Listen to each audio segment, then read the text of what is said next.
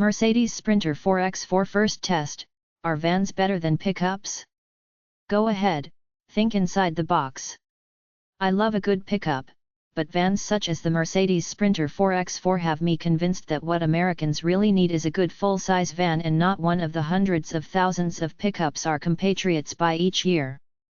While pickups have for better or worse become quicker, more luxurious, and more technologically advanced, vans such as the third-generation 2019 Mercedes Sprinter 4x4 have remained laser-focused on one thing: work. Sprinting to work. I probably alienated 5 out of every 4 pickup buyers with my previous paragraph, but when it comes to actual work, the only thing a pickup can really do better than a van is tow a heavier load. When it comes to hauling, the van is king. Sprinting to work. I probably alienated 5 out of every 4 pickup buyers with my previous paragraph, but when it comes to actual work, the only thing a pickup can really do better than a van is tow a heavier load. When it comes to hauling, the van is king. You have the Sprinter to thank for that. Many of you may remember the Dodge Sprinter of the early aughts. A replacement for the Dodge Ram van, the Dodge Sprinter, essentially little more than a first-generation Mercedes Sprinter with a crosshair grille, introduced Americans to the wonders of a European-style van. Compared to the pickup-based doghouse-style vans on American roads at the time, think Ford Econoline/E Series, or the current Chevrolet Express, which coincidentally hasn't changed much since its 1995 launch, the Sprinter was purpose-built from the ground up to be a van. It was available as a cargo or passenger van with multiple lengths and roof heights, allowing people to stand up straight inside, with slab sides and a stubby hood that hid a diesel engine underneath to maximize space and performance. Although the Sprinter never outsold the venerable Econoline/E Series, it did cause Americans to rethink what they wanted in a full-size van. Ford opted to kill off the E-Series in 2014 after 60 years of production in favor of the distinctly European-flavored Ford Transit, a van that coincidentally the first-generation Sprinter was modeled after. With Daimler taking the Sprinter back after its split with Chrysler, the Dodge and Ram brands, now partnered with Fiat, tellingly opted to import the Fiat Ducato as the Ram ProMaster instead of engineering a more traditional North American-style van. Meanwhile, Nissan tried its hand at building a traditional pickup-based van, the NV.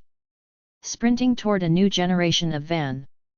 Finally facing some stiff competition by the Transit and ProMaster, the third-generation Sprinter reached our shores in 2019 and has been largely unchanged since.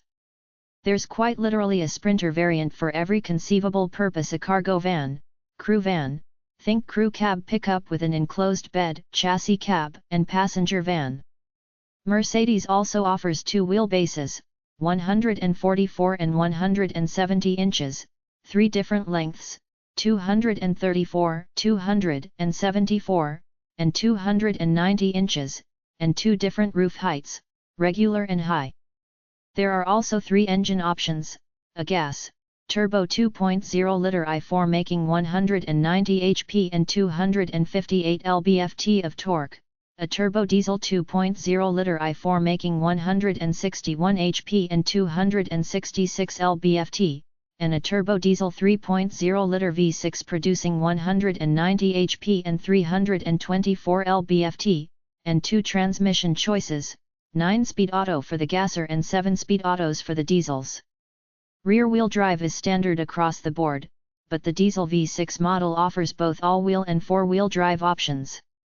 We'll skip diving deep into the variety of weight classes Mercedes offers for the Sprinter, but there are 1500, 2500, 3500, and 4500 series vans, with the ability to tow up to 7,500 pounds or to haul 6,636 pounds. The latter figure will make a Ford Super Duty pickup blush. Our test unit was a 4-wheel drive 2019 Mercedes Sprinter 2500 passenger van with a 144-inch wheelbase model and the high roof option. It could hold up to 12 passengers, and anyone just shy of an NBA star ought to have no trouble standing up inside of it. Why a 2019 model?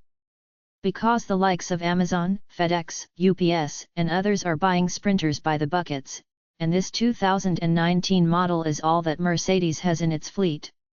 Rest assured, little has changed about the Sprinter in the ensuing years.